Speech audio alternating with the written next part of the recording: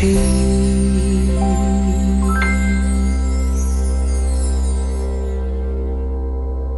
കൈരളിയുടെ എല്ലാ പ്രേക്ഷകർക്കും ജീവിതം സാക്ഷിയിലേക്ക് സ്വാഗതം. ജഡ്ജിംഗ് പാനലിനെ പരിചയപ്പെടുത്തുകയാണ്. ബഹുമാനപ്പെട്ട retired district judge Shri M V George, advocate member Shri Girindra Babu, psychologist counsellor V K Joseph. ഇന്നത്തെ പരാതിക്കാരി കോന്നിയിൽ നിന്നും വന്നിരിക്കുന്ന ഹബീബയാണ്. ഭർത്താവിനെതിരെയാണ് പരാതി. ഭർത്താവിനെ വേണമെന്നോ വീണ്ടും സകുടുംബം താമസിക്കണമോ എന്നുള്ളതല്ല ഹബീബയുടെ പരാതി. ഭർത്താവിൽ നിന്നും താൻ അധ്വാനിച്ചുണ്ടാക്കിയ പണവും ആഭരണങ്ങളും തിരികെ കിട്ടണം, അതാണ് ആവശ്യം. ഹബീബ, കോന്നിയിൽ എവിടാ? ലക്ഷം വീട്ടിൽ നിന്ന് വരുവാണ്. എത്ര വയസ്സായിപ്പോ? എനിക്കിപ്പോ 48 വയസ്സ് കഴിഞ്ഞു. 48 വയസ്സ് കഴിഞ്ഞു. ആരൊക്കെയുണ്ട് ഹബീബയുടെ വീട്ടില്? എന്റെ വീട്ടിൽ എന്റെ 2 ആമക്കളും അമ്മ മരിച്ചുപോയി. സഹോദരങ്ങൾ ആരൊക്കെ ഉണ്ടായിരുന്നു? 5 പേരുണ്ട്. 5 പേരും മാറി മാറി താമസിക്കുക. സഹോദരിമാർ എത്ര പേരാ? 5 ആണും 1 പെണ്ണുമേ ഉള്ളൂ. ഓ, ഹബീബ ഒരേ ഒരു സഹോദരിയാണ്. അവരൊക്കെ നേരത്തെ കല്യാണം കഴിച്ച് താമസിച്ചു? മാറി അത് അച്ഛൻ ഇരിക്കുമ്പോഴേ എല്ലാരും മാറി മാറി താമസിച്ചു. എത്ര വരെ പഠിച്ചു? 10 വരെ. 10 വരെ. പിന്നെ എന്തായാലും അത്രയും വരെ പഠിച്ചു. അതിനുശേഷം പഠിക്കാൻ താല്പര്യം ഇല്ലാത്തതുകൊണ്ടാണ്? 10ാം ക്ലാസ്സിൽ വെച്ച് SSLC പരീക്ഷയുടെ 3 പരീക്ഷ എഴുതി. പിന്നെ എഴുതിയില്ല. പിന്നെ എന്നെ കെട്ടിച്ചു വിടുമായിരുന്നു. ആവണിച്ചേർത്ത് അവിടെ കെട്ടിച്ചു വിട്ട് കഴിഞ്ഞ് എനിക്ക് 2 പിള്ളേർ, ഒരു കുഞ്ഞിനെ 1.5 വയസ്സും. എത്ര വയസ്സിലായിരുന്നു കല്യാണം? 18 വയസ്സിൽ. 18 വയസ്സിൽ. എന്തായിരുന്നു അദ്ദേഹത്തിന്റെ പേര്? ഹുസൈൻ. എന്ത് ജോലി ചെയ്യായിരുന്നു അദ്ദേഹം? എല്ലാ പണിക്കും പോവായിരുന്നു. മിക്കാട് പണിക്കെല്ലാം പോവായിരുന്നു. അങ്ങനെ ആയിരുന്നു. നല്ലപോലെ സുഖമായിട്ട് ജീവിച്ചു. അവിടെ ജീവിച്ചിരുന്നോണ്ടപ്പോ അമ്മായിയമ്മ അങ്ങ് മരിച്ചുപോയി. പിന്നെ ഞാനും ഈ കുഞ്ഞും ഈ ഭർത്താവുമേ ഉള്ളായിരുന്നു. അന്ന് എൻ്റെ അടുത്ത് പറഞ്ഞു, അപ്പൊ 2ാമത്തെ കുഞ്ഞിനെ എനിക്ക് വയറ്റിലും ഉണ്ട് 2 മാസം. നീ അമ്മടുത്തും അത്തടുത്തും പോകും, ഞാൻ കുറച്ച് നാൾ കഴിഞ്ഞ് വന്നേക്കാന്ന് പറഞ്ഞു. അങ്ങനെ പോയതാ. ഞാൻ വീട്ടിലും വന്നു. അദ്ദേഹം അവിടെ നിന്ന് പണിക്ക് ചെയ്ത് പൈസ കൊണ്ട് തരാന്ന് പറഞ്ഞു പോയി. പോയപ്പോ പിന്നെ വന്നിട്ടേ ഇല്ല. പിന്നെ 5 മാസം ആയപ്പം തിരക്കി പിടിച്ച് ഞാൻ പോയപ്പോൾ എല്ലാ അയലൊക്കെക്കാർ പറഞ്ഞു, കുന്നപ്പുറത്തെ താത്ത എല്ലാം പറഞ്ഞു, കല്യാണം കഴിച്ച് പോയി കൊച്ച, നീ എവിടെ ആയിരുന്നു ചോദിച്ചു. ഞാൻ പറഞ്ഞു, താത്ത ഞാൻ അറിഞ്ഞില്ല ഈ സംഭവം, എനിക്കറിയത്തില്ല. ഞാൻ അതോടെ എണ്ണിച്ച് വീട്ടിൽ വന്നു. മാനസികമായിട്ട് എന്തോ പറ്റിയ പോലെ വീട്ടിൽ വന്നപ്പം ഈ 5 മാസത്തിനിടയ്ക്ക് പിന്നെ ലെറ്റർ എഴുതുവോ ഫോൺ ചെയ്യുവോ ഒന്നും ചെയ്തിട്ടില്ല? ഇല്ല. അങ്ങോട്ടും ഇങ്ങോട്ടും എനിക്ക് ഫോണുമില്ല. എനിക്ക് അറിയത്തില്ല ഈ ഫോണെ പറ്റി. ഇപ്പോഴിപ്പോഴാണ് എനിക്ക് ഫോൺ കിട്ടിയത്. അന്ന് ഫോൺ എന്തോ ലെറ്റർ എഴുതാനും ഞാൻ പോകത്തില്ല. വീട്ടിൽ വരുമല്ലോ അതുള്ള ഓർമ്മയില്ല. അപ്പൊ ഇങ്ങനെ പോയെന്ന് അറിഞ്ഞപ്പോ ഞാൻ അച്ഛൻ്റെ കൂടെ പറഞ്ഞു, അച്ഛാ എന്നെ കിട്ടച്ച് പോയല്ലോ അത്ത, എനിക്ക് ഇനി ആരും ഇല്ലല്ലോ, അത്താണ് ആശ്രയം വരെ ഉള്ളല്ലോ, എനിക്ക് 2 പിള്ളേരെയും തന്നില്ല. അപ്പൊ ഞാൻ ചോദിച്ചു, അത്ത ഇതിനെ ഞാൻ കൊണ്ട് കളയട്ടെ ചോദിച്ചപ്പോ ദൈവത്തിനും പുറക്കാത്ത കളയല്ലേ എന്ന് പറഞ്ഞു. ശരി, ആണായാലും പെണ്ണായാലും അത്ത ഞാൻ പ്രസവിച്ചോളാം, ഞാൻ വളർത്തിക്കോളാം. അത്ത 7ാം മാസമായപ്പോൾ എൻ്റെ അത്ത ആദ്യം കയറി എന്നിൽ നിന്ന് എൻ്റെ അത്ത എന്നെ വിട്ടുപോയി. പിന്നെ ഞാനും എൻ്റെ അമ്മായുള്ളു. എൻ്റെ അമ്മ പിന്നെ ഞങ്ങൾക്ക് എച്ചിമിറ്റം പോയി തൂത്തുവാരി ഞങ്ങളെ പൊന്നുപോലെ നോക്കി എൻ്റെ അമ്മ. ഇത് കുഞ്ഞുങ്ങൾക്ക് എത്ര പ്രായമുള്ളപ്പോഴാണ് റഷീദിനെ പരിചയപ്പെടുന്നത്? മൂത്ത മോനക്ക് 11 വയസ്സുണ്ട്. ഇളയ മോൻ 3ലും 5ലും അങ്ങോട്ട് പഠിക്കുമ്പോഴാണ്, 6ലും അങ്ങോട്ട് പഠിക്കുമ്പോഴാണ് എൻ്റെ മോൻ എൻ്റെ കൂടെ ഇദ്ദേഹം കൂടാൻ വന്നത്. അപ്പൊ ഞാൻ പറഞ്ഞു, ഞാൻ അപ്പോഴും പറഞ്ഞു, നിങ്ങളുടെ പ്രദേശത്ത് തന്നെ ഉള്ള ആളാണോ? ഞങ്ങൾ മേളിലും താഴെ. ഓ, നേരത്തെ പരിചയക്കാരാ? അപ്പം ഞാൻ പറഞ്ഞു, നിങ്ങളുടെ അമ്മായിക്കും പെങ്ങൾക്ക് എന്നെ ഇഷ്ടമല്ല, നിങ്ങൾ എന്നെ കല്യാണം കഴിക്കണം, നിങ്ങൾ എവിടെയെങ്കിലും പോയി കഴിക്കേ, ഞാൻ കാല് വീണ് പറയാം, എനിക്ക് നിന്നെ മതി, നിന്നെ അല്ലാതെ വേറെ ആരെയും വേണ്ടെന്ന് പറഞ്ഞു. ശരി, സമ്മതിച്ചു. ഞാൻ ജമായത്തിൽ പോയി പറഞ്ഞു. വേറെ കല്യാണം കഴിച്ചിട്ടില്ല? ഇല്ല. ജമായത്തിൽ പോയി പറഞ്ഞു. ജമായത്തുകാർ പറഞ്ഞു, എടാ നീ ആ കുഞ്ഞിനെ നോക്കുമോ? നോക്കാം. നിനക്ക് അവളെ ഇഷ്ടമാ, ജീവിതകാലം ഈ 2 പിള്ളേരെയും അവളെ ഇഷ്ടമാ. ആ ഒരു അമ്മായിക്ക് ഈ പെങ്ങളെന്ന് പറഞ്ഞ ആൾക്ക് ഇഷ്ടമല്ല, ഇപ്പോഴും ഇഷ്ടമല്ല. അപ്പം ഞാൻ പറഞ്ഞു, നിങ്ങളുടെ അമ്മായിക്ക് എന്നെ ഇഷ്ടമല്ല, നിങ്ങളുടെ അമ്മ എന്നെ മേലുദ്രം ചെയ്യത്തില്ല, എന്നെ അടിക്കും എന്നുള്ള പേടിയാണ്. ഇല്ല, ഒന്നും ചെയ്യത്തില്ല. അപ്പം ഞാൻ എൻ്റെ കെട്ടിയനോട് പറഞ്ഞു, നിങ്ങൾക്ക് തൻ്റെ ഇടം വേണം. നിങ്ങളുടെ അമ്മ അടുത്ത് പറയണേ, അമ്മ ഞാൻ കെട്ടിക്കൊണ്ട് വന്ന പെണ്ണാ, ഇനി നിങ്ങൾ ഒന്നും ചെയ്യാനും പഠിക്കാനും ഒക്കത്തില്ല, അമ്മ ഞാൻ കെട്ടിക്കൊണ്ട് വന്ന്. ഭയങ്കര പേടി ഞങ്ങൾക്ക്. എന്നിട്ട് പള്ളിയൊക്കെ അറിഞ്ഞ് എഴുതി തന്ന് എന്നെ എഴുതിയത് ഹനീബ ഉസ്താദായിരുന്നു. നിങ്ങളുടെ അമ്മ അപ്പോഴുണ്ട്, അമ്മയും കൂടെ ചേർന്ന് അന്ന് 2 കുഞ്ഞുങ്ങളും ഉണ്ട്. എന്റെ കെട്ടിയനും എനിക്ക് എന്റെ അത്താടെ സ്ഥാനമായിട്ട് ഇരുന്നത്. കുഞ്ഞുങ്ങളെ എന്റെ കൂടെ താമസിപ്പിച്ചില്ല. കുഞ്ഞുങ്ങളെ അമ്മാക്കി കൊടുത്തിട്ട് പറഞ്ഞു, അമ്മ ഞാൻ വല്ലപ്പോഴും അങ്ങോട്ട് കയറി വരാം, മിറ്റമില്ലേ, ഞാൻ വന്ന് വല്ലതും വെച്ച് കുഞ്ഞുങ്ങൾക്ക് കൊടുക്കാന്ന് പറയും. അമ്മ ഇളയ മോൻ കരയും, അമ്മ ഞങ്ങളെ ഇട്ടിട്ട് അമ്മ പോവാന്നോ ചോദിച്ചാൽ, മനെ ഇല്ല മനെ, ഞാൻ അപ്പുറത്തില്ലേ വീട്, എളുപ്പം വരാൻ മോനെന്ന് പറഞ്ഞിട്ട് ഒന്നിനെ എടുത്തോണ്ട് താഴെ പോയി ഒന്നിനെ അമ്മാടയിലും കൊടുക്കും. എൻ്റെ ഭർത്താവിന് ഇന്നും ഒരു മോള് ജനിച്ചു. മോൾക്ക് 1.5 വയസ്സായപ്പോൾ ഞാൻ എനിക്ക് പാല് കുടിക്കാൻ തന്നിട്ടില്ല. അതിന് എൻ്റെ അമ്മായിയമ്മ തരത്തില്ല, എൻ്റെ നാത്തൂനും തന്നിട്ടില്ല. പാല് കൊടുക്കാൻ പറയുമ്പോൾ നീ കൊടുക്കണ്ടെന്ന് പറയും. ഞാൻ കട്ടാ കൊടുക്കുന്ന കാണാതെ എടുത്ത് പാല് കൊടുക്കും. അങ്ങനെ ഞാൻ വളർത്തി. 1.5 വയസ്സ് വരെ എന്നപ്പോൾ മറ്റേ പറയും, എൻ്റെ കെട്ടിയൻ തന്നെ അടുത്ത് പറഞ്ഞു, ഹബീബ നമ്മൾക്കൊരു പെങ്കൊച്ച ഉള്ളത്, നീ ഗൾഫ് രാജ്യത്ത് പോ, നീ ഗൾഫിൽ പോയി വല്ലതും ഉണ്ടാക്കിക്കൊണ്ടു വാ. ശരി മച്ചാന്. അമ്മായിയമ്മയും എൻ്റെ കെട്ടിയനും പറഞ്ഞ അനുവാദത്തോടെ അന്ന് എന്തുവാന്ന് പോലും എനിക്കറിയത്തില്ല. എനിക്ക് പ്ലെയിനിൽ കയറാൻ തന്നെ പേടിയാ. ഞാൻ പോയി ഗൾഫിന് പോയി 2 വർഷം കഴിഞ്ഞ് ഞാൻ വന്നു. ശമ്പളമൊക്കെ അയച്ചു കൊടുക്കും? അയച്ച് അമ്മാടി കൊടുക്കും. അമ്മായിക്കാ കൊടുക്കുന്നത്. ഇങ്ങനെ അഡ്രസ്സൊന്നും എനിക്കറിയത്തില്ല. ഞങ്ങൾ അമ്മയുടെ വന്ന് പറയും, മാമി പിന്നെ കൊച്ചു പറഞ്ഞു വിട്ട് ഇച്ചിരി കുറച്ച് പൈസ എടുക്കാൻ. അമ്മ ഓടിച്ചെന്ന് എടുത്ത് കൊടുക്കും. കൊടുത്തതെല്ലാം പോയി. എത്ര രൂപ കൊടുത്തു കാണും അറിയത്തില്ല, എനിക്കും കണക്കറിയത്തില്ല. അവർ തരുന്ന പൈസ അവിടുത്തെ റിയാൽ എനിക്കറിയത്തില്ല.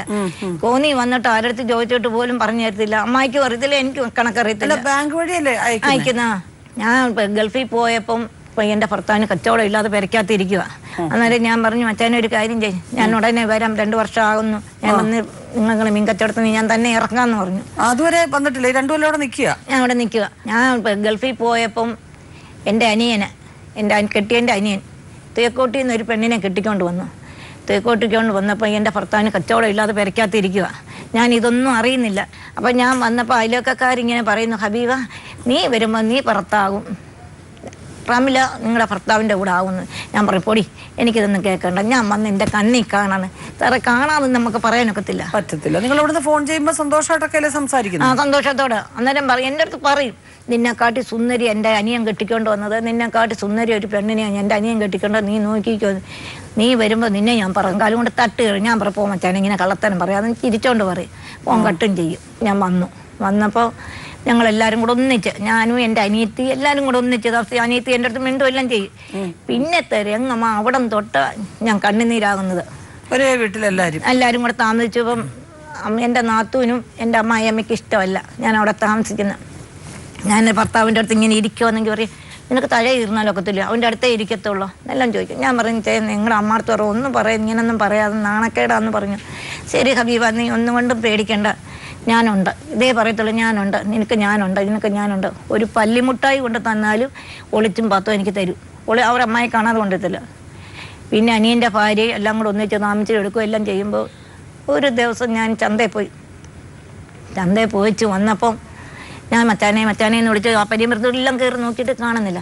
അപ്പം ഞാൻ അനിയന്മാരെ 2 ചന്തയിൽ വെച്ച് കണ്ടതാണ്. എൻ്റെ ഭർത്താവിനെ കണ്ടില്ല. ഞാൻ ചോദിച്ചു, അമ്മ നിങ്ങളുടെ മോൻ എന്ത് അത് പെരക്കകത്ത് കിടന്നുറങ്ങുക, നീ ഇപ്പം അങ്ങോട്ട് പോകണ്ട. ഞാൻ ചോദിച്ചു, കാര്യം എന്താ പോകണ്ടെന്ന്? എന്നാൽ ഞാൻ പോവാന്ന് പറഞ്ഞു. അമ്മ ഭയങ്കരിയാന്നല്ലോ എന്ന് പറഞ്ഞിട്ട് തലയും കുലുക്കിക്കൊണ്ട് അങ്ങോട്ട് പോയി. നോക്കിയപ്പോൾ അടുക്കളയിലെല്ലാം പോയപ്പോൾ കണ്ടില്ല. തിരിച്ചിങ്ങോട്ട് വന്നപ്പോൾ മച്ചാൻ ചാടി എണ്ണിക്കുന്ന രംഗമാണ് ഞാൻ കണ്ടത്. ഞാൻ അവിടെ വെച്ച് അവളെ ചീത്ത വിളിച്ചു, സാറേ ഞാൻ കള്ളയില്ല, എനിക്ക് അന്നേരം സങ്കടം.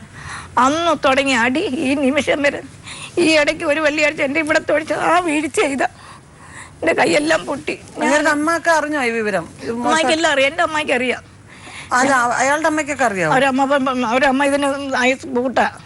ഈ നാത്തൂനും ഈ അമ്മായിയമ്മയും കൂട്ടാ. അപ്പൊ ഈ അനിയനൊന്നും അറിയത്തില്ല. അനിയൻ പാവമാ, നസീർ പാവമാ. ഒറ്റാമട്ടാമട്ടം നസീറിനെ അവിടെ പിടിച്ചിരുത്തവള്. ഈ അനിയത്തി എൻ്റെ ജീവിതത്തിലേക്ക് വന്ന് കടന്നു.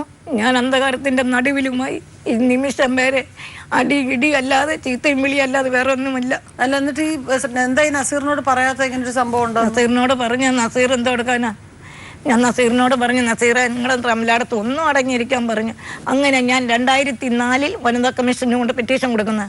അവിടെ ഈ കൊച്ചിനെ പിടിപ്പിച്ച് വനിതാ സാറ് പറഞ്ഞു, നീ ഇച്ചിരി ഒതുങ്ങാടി സാറേ, ഞാൻ തെറ്റ് ചെയ്ത് പോട്ടെ, ഞാൻ നീ ചെയ്യത്തില്ലെന്ന് പറഞ്ഞ് മാറിയതാ.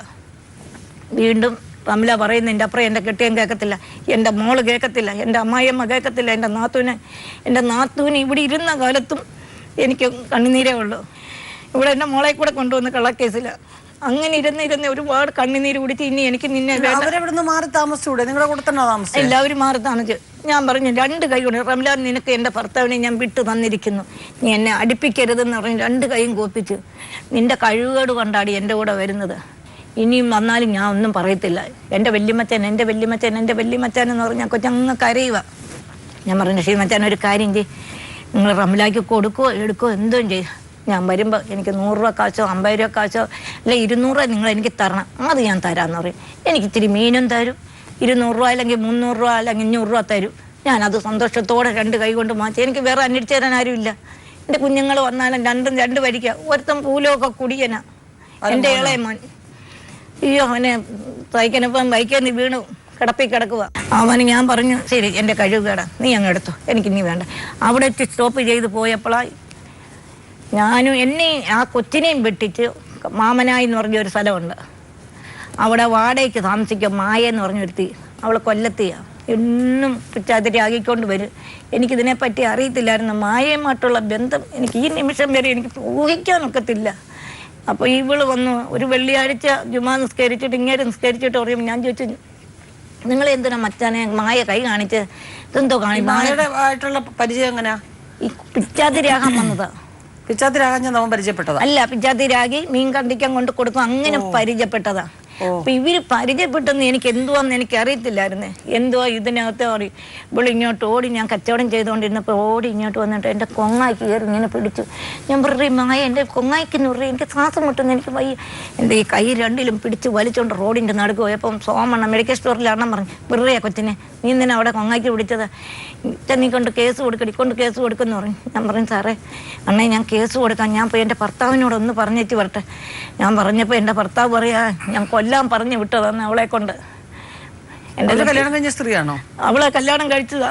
അല്ല, ആദ്യം അവളെ കല്യാണം കഴിച്ച് ഭർത്താവ് മരിച്ചു. ഇപ്പൊ ഒരുത്തം കൂടെ നിപ്പുണ്ട്, കല്യാണം കഴിച്ചിട്ടില്ലെന്നാ പറഞ്ഞത്, കൂടെ നിപ്പുണ്ട്. അയാൾക്കറിയാവോ ഈ കാര്യമൊക്കെ? എല്ലാ സത്യം അറിയാം. അവനും കൂടെ ഉണ്ടായിരുന്നു, അതിലൂടെ തന്നെ ഉണ്ട്. കൂടെ നിന്നോണ്ട് എന്നെ ചെയ്യിപ്പിച്ച് വർത്താനം പറഞ്ഞടയ്ക്കാ ചെയ്യിപ്പിക്കുന്നത്. എന്താ അതിന്റെ കാര്യം? നിങ്ങൾ അവരെ കുറിച്ച് മോശമായിട്ട് പറഞ്ഞു? മോശമായിട്ട് പറഞ്ഞു. ഞാൻ ചോദിച്ചു, ഇനി മേലിൽ റംല നായെ എൻ്റെ ഭർത്താവിനെ ഇനി കൈയും കാലും അടിക്കും. എനിക്കൊരു കുഞ്ഞുണ്ട്, എനിക്കൊരു പെങ്കൊച്ച വളർന്നു വരുന്നത്, അതിന് 19 വയസ്സ് കഴിഞ്ഞ് എൻ്റെ കുഞ്ഞിനെ എങ്ങനെയും കെട്ടിച്ചേർക്കുന്നവർ. എനിക്ക് റംല, നീ ഹബീബക്കടെ ജോലി നോക്ക, എനിക്ക് റഷീദനെ ഇഷ്ടമാണ്, എന്നെ ഇഷ്ടമാണ് എന്ന് പറഞ്ഞു. ഞാൻ പറഞ്ഞു, ഞാൻ പോയി റഷീമച്ചാൻ്റെ അടുത്ത് ചോദിക്കട്ടെന്ന് പറഞ്ഞു. ഇങ്ങാര് പറയുന്ന ഭാഷ, ഞാൻ ഇനിയും പോകുമെന്ന് അങ്ങരു മായയുടെ കൂടെ ഞാൻ ഇനിയും പോകുമെന്ന് പറഞ്ഞു. ആദ്യം എൻ്റെ ജീവിതം തകർത്ത് എൻ്റെ അനിയത്തിയാണ്, എൻ്റെ ജീവിതം തകർത്ത അവളാദ്യം. അവള് പറയുന്നില്ല അപ്പുറം ആരും ചെയ്യത്തില്ല. റംലക്കെതിരായിട്ടും മായക്കെതിരായിട്ടും എന്ത് പരാതിയാ കൊടുത്തിരിക്കുന്ന പിന്നെ ഹബീബ കൊടുത്തിരിക്കുന്ന വനിതാ സെല്ല്? എൻ്റെ ജീവിതം തകർത്ത ആ മായയ്ക്കും, പിന്നെ എൻ്റെ ജീവിതം മായയും റംലായും. ഇപ്പം റംല ഏറ്റവും കൂടുതൽ എൻ്റെ ജീവിതം തകർത്തത്. ഈ മായ എന്ന് പറഞ്ഞാൽ 15-16 മാസം കൊണ്ടാണ് അവൻ്റെ അവിടെ കസ്റ്റഡി ഇവൻ പോകുന്നത്. ഈ മിനിങ്ങാന്ന് 11 മണി വരെ എൻ്റെ ഭർത്താവ് ആ വീട്ടിൽ വന്നില്ല. അപ്പം ഞാൻ ഒരു ദിവസം രാത്രി എന്തെടുത്തു, ഞാൻ ഒരു ഓട്ടോക്കാരനോട് പറഞ്ഞു, ഞാൻ ഒരു കാര്യം ചെയ്യാം, ഇതുകൊണ്ട് ഒരു ചെമ്മട് പൊതിയും കൊണ്ട് പോകുന്നു, ഇവൻ എവിടെ പോകുന്നു നമുക്ക് കണ്ടുപിടിക്കാമെന്ന് പറഞ്ഞു. ഓടി ഞാൻ ഒരു ഓട്ടോ വിളിച്ചോണ്ട് പോയി. ഞങ്ങൾ ഓട്ടോ വിളിച്ചോണ്ട് പോയി. എനിക്കില്ല പേടി, എന്നെ അടിക്കും എന്നുള്ള ഭയം കൊണ്ടാണ് ഞാൻ അങ്ങോട്ട് പോയി. ഞാൻ നോക്കിയപ്പോൾ ഹെൽമെറ്റ് ഇങ്ങനെ തലയിലിട്ടുണ്ട്, 2 പൊതിയും കൊണ്ട് കയറി മായ കയ്യെ പിടിച്ച് കയറ്റുന്ന രംഗമാണ് ഞാൻ കണ്ടത്. അവിടെ ഒരു വാടകയ്ക്കുള്ളവൻ എൻ്റെ അടുത്ത് ഞാൻ ചോദിച്ചെല്ലാം അങ്ങനെ അടുത്ത് പോയി ചോദിച്ചപ്പോൾ പറഞ്ഞ ഡെയിലി വരുന്നു കൊച്ചേ, നീ ഒന്നും കൊണ്ടും ഇവിടെ ഇനി നിനക്ക് കിട്ടത്തില്ലെന്ന്. ഞാൻ വേണ്ട എന്നും പറഞ്ഞിട്ട് അങ്ങനെ അടുത്ത് പോയി. ഞാൻ അവിടെ നിന്ന് ഓട്ടോ വിളിച്ച് പോലീസ് സ്റ്റേഷനിൽ വന്നു. മായയുടെ ഭർത്താവ് വേണു ആ സമയത്ത് അവിടെ കാണുമോ? എനിക്കതറിയത്തില്ല സാറേ, എനിക്കറിയത്തില്ല. അവനകത്ത് മായ മാത്രമേ എനിക്കുള്ളൂ. വേണുവിനെ ഞാൻ കണ്ടിട്ടുണ്ട് കാച്ചാനത്തും ഇരിപ്പില്ല, അവിടെ കൊല്ലൻ ആശാരിയും പിന്നെ പിച്ചാത്തിരിയാകുന്ന അവിടെ വെച്ച് ഞാൻ കണ്ടിട്ടുണ്ട്. ഈ മായ എന്ന് പറഞ്ഞാൽ എൻ്റെ ഭർത്താവ് വാങ്ങിച്ച് വാടകയ്ക്ക് കൊടുത്ത വീടാ, എൻ്റെ കെട്ടിയനെടുത്ത് കൊടുത്ത വീടാ. അങ്ങ് അവര് താമസിക്കുന്നത്. അവര് എങ്ങനെയും പോട്ടെ, എനിക്ക് അതിനെപ്പറ്റി വലിയ വിഷമമില്ല. അയാളും വേണുവും ഈ റഷീദും തമ്മിൽ വലിയ അടുപ്പം, ഭയങ്കര അടുപ്പം. എവിടെ പോയാലും അവർ ഒന്നിച്ചാ പോകുന്നത്, എവിടെ വന്നാലും ഒന്നിച്ചാ പോകുന്നത്. വൈകിട്ട് വേണു വന്ന് എൻ്റെ മച്ചാനെയും വിളിച്ചോണ്ടാ അവരെ വീട്ടിലോട്ട് പോകുന്നത്. ഓരോ നമ്മുടെ സാധനം മാറ്റണം. അപ്പം ഞാൻ ഈ ഇവിടെ വിളിച്ച് പോലീസ് സ്റ്റേഷനിൽ വിളിപ്പിച്ചിട്ട് ഞാൻ എസ് എടുത്ത് പറഞ്ഞു, സാറേ എൻ്റെ ഒന്ന് ഒരു പരിഹരിക്കണം എന്തോ എന്ന് പറഞ്ഞു. എൻ്റെ ഭർത്താവിനെ ഈ സ്ത്രീ വെച്ചോണ്ടിരിക്കുക, എനിക്ക് തിരിച്ചു കിട്ടണം. നിൻ്റെ വീട് എവിടാ എന്നോട് ചോദിച്ചു. ഞാൻ പറഞ്ഞു വട്ടക്കാങ്ക ലക്ഷം വീട്. മായ നിൻ്റെ വീട് എവിടാ? അത് കാച്ചാനും തുമ്മരിപ്പാല, 2 പേരും പോയേരെ, ദൂരെ ഇല്ലയോ. അങ്ങനെ ഞാൻ എസ് ഐ അമ്മാൻ എന്നെയും മായെ അങ്ങോട്ടും ഇങ്ങോട്ടും പറഞ്ഞു വിട്ടു. ഇവളുടനെ മായ എൻ്റെ കെട്ടിയനെ ഫോൺ വിളിച്ച് പറഞ്ഞു, ഹബീബ പറഞ്ഞു. അതുകൊണ്ട് ഞാൻ രക്ഷപ്പെട്ടു. ഹബീബ അവിടെ തോറ്റു. ഇപ്പോഴും വനിതാ കമ്മീഷനിൽ ചെന്നപ്പോൾ ആരാ പറഞ്ഞ ഈ കാര്യം ഇങ്ങനെ മായ വിളിച്ചു പറഞ്ഞു എന്നുള്ള വിവരം? അവള് തന്നെ വിളിച്ചു. ഞാൻ കിട്ടാൻ നിൽക്കുക, ഞാൻ കിട്ടാൻ നിൽക്കുമ്പോൾ ഇവള് വിളിച്ചു പറയുന്ന, എടി നീ എത്ര കേസ് എവിടെ കൊടുത്താലും നിനക്ക് ജയിക്കത്തില്ല, നിനക്ക് നീതി കിട്ടത്തില്ലടി. ഞാൻ പറയും എനിക്ക് വേണ്ട, പടച്ചവന്റെ മുമ്പിൽ എനിക്ക് നീതി. ഞാൻ പറഞ്ഞു ദൈവത്തിന്റെ കോടതിയാ കോടതി, ജനങ്ങളുടെ കോടതിയല്ല കോടതി, ദൈവത്തിന് ഒരു കോടതി ഉണ്ടല്ലോ, അവിടെ വെച്ചാ കോടതി. ആ കോടതിയിൽ ആരും സമാധാനം പറയാനൊക്കത്തില്ലെന്ന് പറഞ്ഞു. ഈ റംല എന്ന് പറഞ്ഞ ദുഷ്ടത്തിക്കും ഈ മായ എന്ന് പറഞ്ഞ ദുഷ്ടത്തിക്കായി എനിക്ക് സഹിക്കാൻ പറ്റേ. എൻ്റെ പൊന്ന് മാമ, ഈ അവയിൽ നിന്ന് ഞാൻ അപേക്ഷിക്കുക. എനിക്ക് ഇനി അങ്ങാരുമായിട്ട് യാതൊരു ബന്ധം വേണ്ട. എനിക്ക് വേണുവും മായയും സ്ഥിരം നിങ്ങളുടെ വീട്ടിൽ വരുകയും വിരുന്നിന് വരും? അത് എൻ്റെ വീട്ടിൽ വരുന്നിട്ടില്ല, മായ എൻ്റെ വീട്ടിൽ വരത്തില്ല. എൻ്റെ അമ്മായിയമ്മയുടെ വീട്ടിൽ പല പ്രാവശ്യവും വന്നു. ഞാൻ പറഞ്ഞു റംല, എൻ്റെ നാത്തൂന് അനിയത്തിട്ട് പറഞ്ഞു, റംല നീ പറയരുത് റംല അവിടെ വരല്ലേന്ന്. ഞാനെങ്ങനെയാ പറയുന്നത്? എൻ്റെ അമ്മായിയമ്മയ്ക്ക് പൈസയും കൊണ്ട് കൊടുക്കും, തിന്നാനുള്ളത് കൊണ്ട് കൊടുക്കും. അതുകൊണ്ട് അമ്മായിയമ്മയ്ക്ക് അവളെ വലിയ ഇഷ്ടം. അവരുടെ കൂടെ അമ്പലത്തിലൊക്കെ പോകുമായിരുന്നു, കാവിലൊക്കെ പോകുമായിരുന്നു? ആര്? ഹബീബ പോകുമായിരുന്നു? ഞാൻ എല്ലാ അമ്പലത്തിലും പോകും. അല്ല, ഇവരുടെ കൂടെ മായയുടെ കൂടെ ഒക്കെ? ഇല്ല, മായയുടെ കൂടെ പോയിട്ടുള്ളത് ഈ കൊറക്കാവിൽ അമ്പലത്തില് എന്നെ വിളിച്ചോണ്ട് പോയതാ, കായംകുളത്ത്. അവിടെ കൊണ്ടുപോയി ഇത് പിന്നെ പ്രാർത്ഥിക്കാൻ മതി, നിന്റെ കാര്യം എല്ലാം നിറവേറ്റും. ഞാൻ മനസ്സുരുകി എൻ്റെ ഭർത്താവ് എൻ്റെ കൂടെ വരണേന്ന് പറഞ്ഞ് ഞാൻ പ്രാർത്ഥിക്കും. ഞാൻ അപ്പോഴൊക്കെ സ്നേഹമായിരുന്നു. അപ്പോഴല്ല ഈ മായയുമായിട്ടുള്ള അടുപ്പ് എനിക്ക് അറിയത്തില്ല. മായയ്ക്ക് വണ്ടിക്കൂലി കൊടുക്കുന്നതും പിന്നെ മായ ആശുപത്രി കൊണ്ടുപോയത് എൻ്റെ ഭർത്താവും വേണു മായയും കൂടെ ഒരു മൂന്നും കൂടെ അടൂര് അവിടെ എങ്ങാണ്ട് ഒരു ആശുപത്രി ഉണ്ട്. മായയും കൊണ്ട് ആശുപത്രി പോകുന്നതും ഞാൻ ചോദിച്ചപ്പോൾ മായയുടെ കെട്ടിയൻ തന്നെ എന്നോട് പറഞ്ഞു. ഞാൻ പറഞ്ഞു, അതിനെന്തോടാ നിന്റെ പെണ്ണുപിള്ളയുടെ ജീവനെ വലിയ രക്ഷിക്കുന്നത്? സാരമില്ല, അന്നൊന്നും ഒരുപാട് ബന്ധമുള്ളതെന്ന് എനിക്കറിയത്തില്ല. ഈ മകള് പിന്നെ ഹബീബയുടെ മകൾക്ക് എന്താ ഹബീബയുടെ ദേഷ്യം? മകള് ഞാൻ അടിക്കുകയും വഴക്ക് പറയും, കൊച്ചെ നീ ആ വഴിക്ക് പോവരുത്, എനിക്കിഷ്ടമല്ല. ആ കൊച്ചു തലേ തിരിഞ്ഞേ പോത്തുള്ളൂ, ആ വഴിക്കേ കൊച്ചു പോത്തുള്ളൂ.